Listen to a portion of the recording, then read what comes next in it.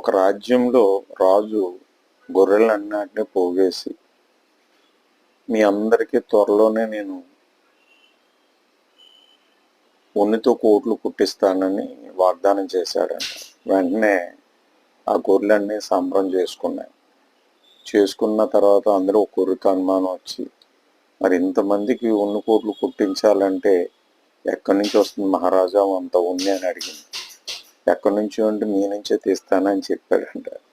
అంటే ఆ గొర్రెలు ఎవరో కాదు, మనమే.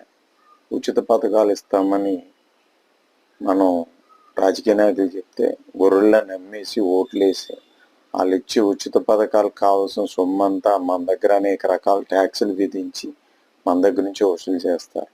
ఇది గమనించుకోండి.